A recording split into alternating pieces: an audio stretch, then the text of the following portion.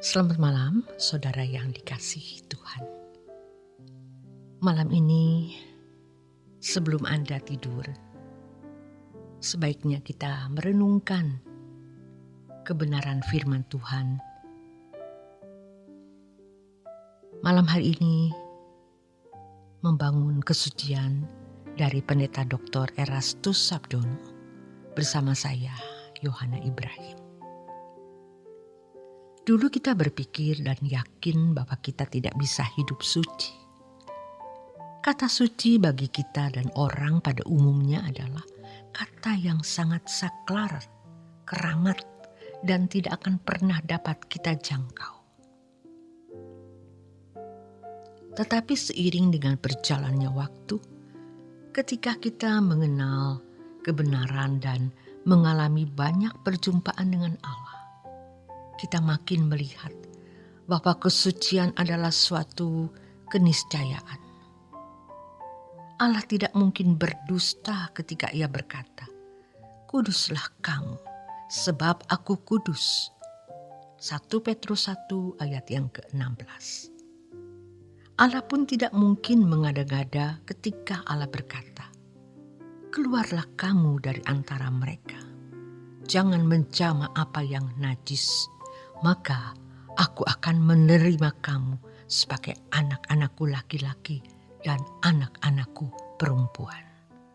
2 Korintus 6 ayat 17 sampai yang ke-18. Dan banyak lagi ayat firman Tuhan yang jelas-jelas menunjukkan bahwa sebagai umat pilihan, kita dipanggil untuk hidup tidak bercacat, tidak bercela, hidup dalam kekudusan, sempurna seperti Bapa, serupa dengan Yesus dan mengenakan kodrat ilahi. Dalam perjalanan mengarungi hidup kekristenan dan berusaha untuk mengenakan kebenaran, di dalamnya termasuk bagaimana hidup tidak bercacat, tidak bercela, kita mengalami jatuh bangun. Tetapi kemudian kita tahu bahwa kesucian itu bisa kita capai. Ini tergantung pada tekad dan niat kita. Kalau kita benar-benar bertekad, kalau ada niat yang benar-benar kuat untuk mencapai kehidupan yang tidak bercacat, tidak bercela, atau untuk memiliki kekudusan sesuai dengan standar Bapa, maka kita dapat melihat kemungkinan yang lebih besar, keniscayaan yang lebih nyata dalam mencapai kekudusan tersebut. Kesucian harus dirajut dengan usaha merajut setiap hari dari hal-hal kecil, dari hal-hal sederhana. Dari hal-hal kecil dan dari hal-hal sederhana tersebut, kita melatih diri untuk tidak melakukan perbuatan yang menyimpang atau meleset. Kesucian di dalam Tuhan bukan hanya melakukan hukum atau tidak melanggar norma umum, tetapi dalam segala hal, sesuatu yang kita lakukan selalu sesuai dengan pikiran dan perasaan Allah. Jadi, kita bisa mengerti mengapa firman Tuhan mengatakan agar kita memiliki pikiran dan perasaan Kristus. Filipi 2 ayat 5-7. Memiliki pikiran dan perasaan Kristus artinya agar dalam segala hal yang kita lakukan, semua tindakan kita, baik yang kita pikirkan, ucapkan, dan lakukan, selalu sesuai dengan pikiran dan perasaan Allah. Dalam berjuang mencapai kesucian, kita harus mulai dari hal-hal kecil dan dari hal-hal yang kelihatannya sederhana.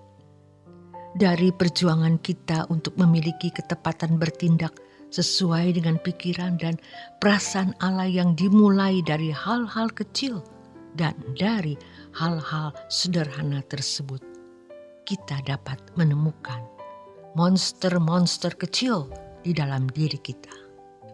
Monster besar seperti perzinahan, kebencian, sikap tidak mengampuni orang, dendam. Jelas itu merupakan kesalahan atau dosa dan itu juga melekat dalam diri manusia yang berkodrat dosa. Itu adalah monster besar. Tetapi ada monster-monster kecil seperti ketidaktulusan. Kata-kata atau canda yang tidak tepat, dusta-dusta kecil, kebohongan-kebohongan terselubung, kesombongan-kesombongan terselubung yang sangat halus, yang jangankan orang lain, kita pun juga mungkin tidak sadar melakukan hal tersebut. Padahal itu bertentangan dengan kesucian Allah. Mencapai kesucian Allah berarti kita memiliki keagungan moral seperti Allah. Kalau standar keagungan moral kita harus seperti Bapa, sesuai yang dikatakan Tuhan Yesus, Bapa kita harus sempurna seperti Bapa, maka dari hal-hal kecil dan dari hal-hal sederhana kita sudah harus memiliki kekudusan, kesucian, dan ketepatan. Dari hal ini kita bisa membangun kekudusan sesuai standar Allah. Kalau dari hal kecil atau hal sederhana kita tidak tepat, maka akan dilahirkan ketidaktepatan dalam bentuk perbuatan-perbuatan yang lebih nyata dan lebih besar. Kalau monster-monster yang kecil ada pada diri kita, tidak kita temukan dan kita biarkan, bahkan sampai merajalela di dalam diri kita, yang terekspresi dalam pikiran, renungan hati, ucapan dan perbuatan, maka berarti secara tidak langsung kita menghidupkan pula monster-monster besar. Kalau hal ini terjadi berlarut-larut, maka bukan saja monster-monster kecil yang tidak akan pernah mati, melainkan monster-monster besar akan menjadi kuat dan hidup. Sehingga kita tidak pernah serupa dengan Yesus, tetapi serupa dengan dunia. Karena monster-monster itu adalah wajah dunia.